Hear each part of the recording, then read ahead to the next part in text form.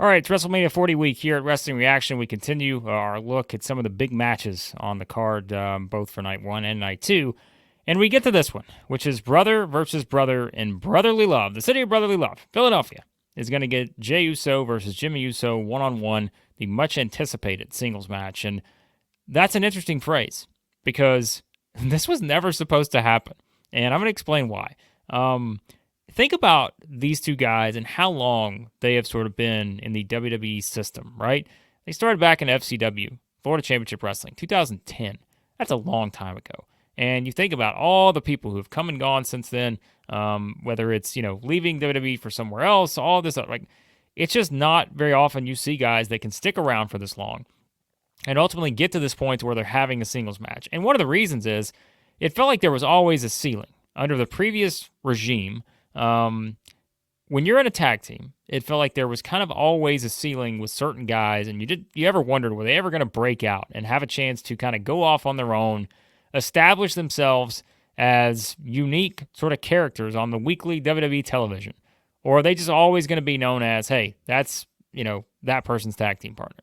They're a tag team. We're never going to be able to see them as anything other than a tag team. There was a time there where I think you looked at Jimmy and Jey and wondered, were you ever going to really be able to see them as anything other than just tag team partners? Obviously, twin brothers. Could we see them as anything else? But once you started to kind of get into that feud where you had them in the New Day, right? And I think you started to see some things there where it brought out the best in both teams, and you really started to understand, hey, these guys are probably better than anybody wants to give them credit for. And then you started having the conversations about, hey, could they be the best tag team of all time in WWE when you look at their accomplishments, all this other stuff. But it's one thing to talk about that and then get things to a point where you're having a featured match, not just an undercard, nothing match, an actual featured match that you've been building and building and building for a long time now on a WrestleMania card, and what could be the biggest WrestleMania of all time. But here we are with Jey and Jimmy. They are here about to embark on something that we've not seen a lot in WWE, obviously Bret Hart versus Owen Hart. The most memorable one that there's been with two brothers facing off at WrestleMania. And one of the best WrestleMania matches ever. Jeff Hardy versus Matt Hardy. That one probably not as memorable as the Bret versus Owen one, but it was for some part of the fans because it were all the people who supported the Hardy Boys and saw them as one of the greatest tag teams of all time. It was a big match to finally see it that way. This one, though, does feel a little bit different in that, if you would have done the predictability of a Bret versus Owen match, a Matt versus Jeff match, and a Jey versus Jimmy match, this one would have probably been third on the list. If you would have gone back to the bulk of their career, at some point, you would have said, we could see those two happening, right? But this one, until the Bloodline came along, this was something where you just never thought you were going to see it. And you never thought that WWE would go this route. But that's also where the change in leadership and what has happened now, I think Triple H is someone, and we've talked about this in other videos, he has really placed the value on making everyone feel different and unique. And everyone has their own motivations, right? Whereas before, you could look at tag teams in situations where you're like, all right, hey, let's look at these two guys. There's nothing different, right? We're just going to assume they both have the same motivations, they both have the same personality, all this other stuff. But Triple H, I think one of his biggest strengths when it comes to just watching how WWE has evolved since he's been in charge is the ability to make it very clear that everyone has different motivations and everyone has certain goals that they want to achieve. Jey Uso has become main event Jey Uso. Jimmy has unfortunately kind of gone back to just being sort of the lackey for the Bloodline. But there's something in there in that story that has caused Jimmy to go back there. Now, I will say, I will call it what it is. That, I think, has been one of the weaker part of the Bloodline storylines. Not Jimmy himself, but the reasoning behind Jimmy going back and kind of playing into what came after the singles match between Roman Reigns and Jey Uso last year. That's been one of the weaker points. But we'll set that aside for just a second to kind of applaud what we are actually getting here and the fact that, again, this was a match that the numbers tell you probably always was going to be an underdog and actually happening. But it's not, and again, this is where we've seen these two set off on their separate ways. And I think one of the best things they could have done was what they did by putting Jey Uso on Raw, leaving Jimmy Uso on SmackDown with the Bloodline with Roman Reigns, which is kind of blended together on the road to WrestleMania 40. But it has allowed Jey to shine, right? Like he's main event Jey Uso. It's allowed him to put together a catchphrase that everyone's saying. They're selling shirts, they're doing all this other stuff. You're pushing Jey now as a legitimate singles guy, even though, not really had that championship triumph just yet, but you're pushing him as a guy who can stand on his own. He doesn't need Jimmy to be able to do that. Now, you could say it's maybe a little bit tougher for Jimmy because they haven't gone in that same direction yet with him. And so maybe it's a little bit more of a challenge. But I think when the Bloodline came along, this is where, you could not have asked for a better setup for these two guys and to play into the story the way they have, which again is why the Bloodline storyline has been as successful. Sure, Roman Reigns had a ton to do with it. There's no doubt. Paul Heyman's had a ton to do with it. But there have been a lot of memorable moments throughout this Bloodline story that have involved these two. These two guys who are going to set off on a course now to face each other at WrestleMania 40.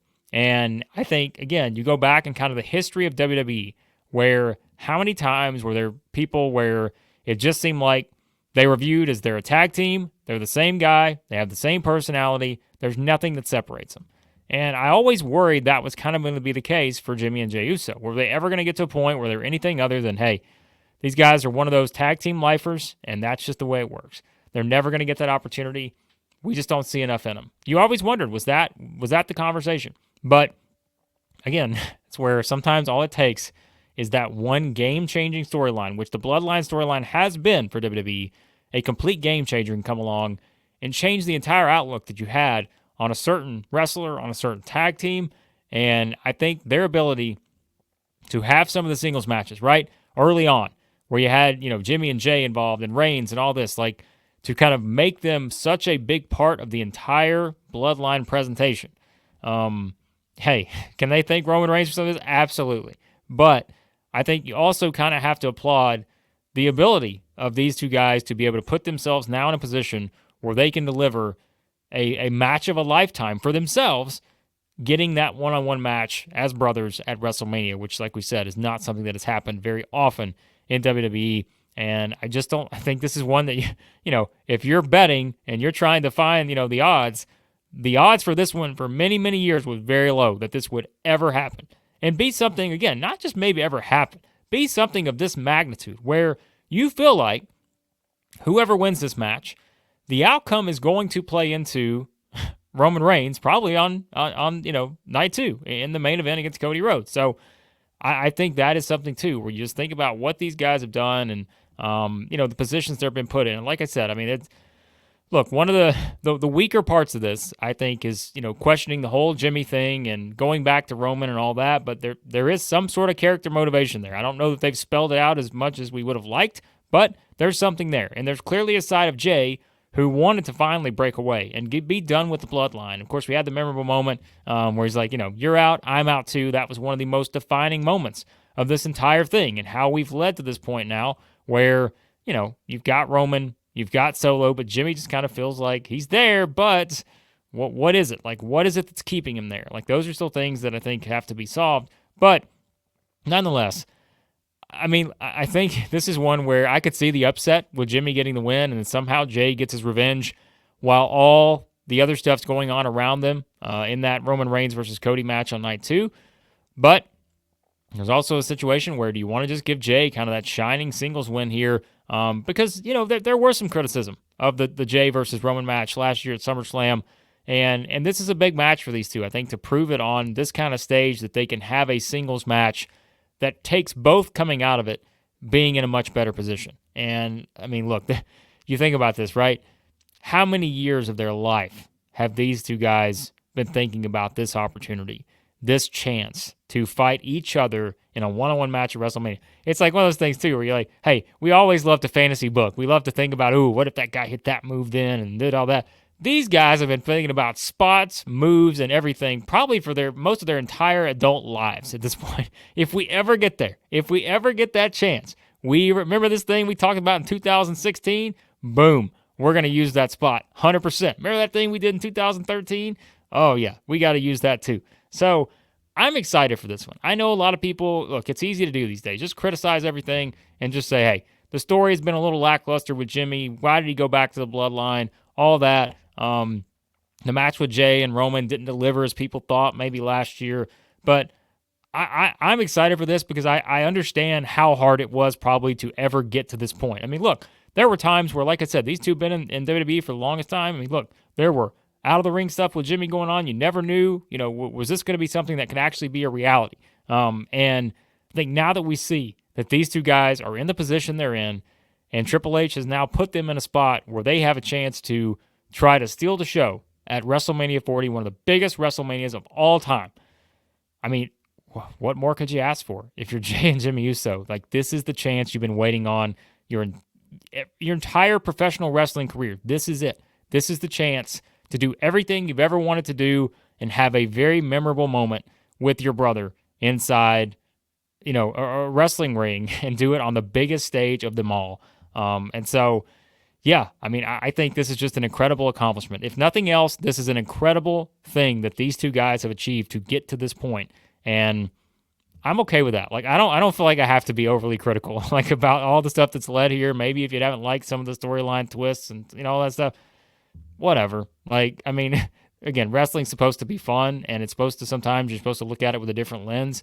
This is one I look at just thinking, man, did we ever think this was actually happen pre-Bloodline? Did we ever think this was going to be a match that was going to be this far up the card and be this important heading into a WrestleMania season? And yet here we are, and there's part of me that thinks Jimmy's going to win to tie in to Jey's revenge, like everybody else trying to get revenge potentially in that Cody-Roman match. Also a part of me that wonders, did we just get Jey straight up over Jimmy here? And maybe that also plays into somehow the finish of that. I have no doubt whatever happens here, it's going to play into what probably happens with Cody and Reigns on night 2. But there you go. There's some thoughts on this match that we never maybe thought would happen many years ago as you're watching WWE, seeing the Usos as a tag team, thinking, hey, is that what they're always going to be? Nope, because here they are with a featured singles match on WrestleMania 40. So let me know your thoughts on this match heading into it. What do you think? What's the outcome going to be? Jey and Jimmy one-on-one for the first time at WrestleMania. What do you think? How's it going to unfold? Hit the subscribe button. Lots of videos this week and a lot of other videos previously looking at all the stuff with the Bloodline, what could happen on the road to the two big matches, The Rock and Roman Reigns versus Cody Rhodes and Seth Rollins, and Cody Rhodes versus Roman Reigns as well. So appreciate you guys watching as always. Love the feedback. Let me know what you think about this match, the unthinkable match, the one we never thought we'd get to. Improbable odds. Jey Uso versus Jimmy Uso.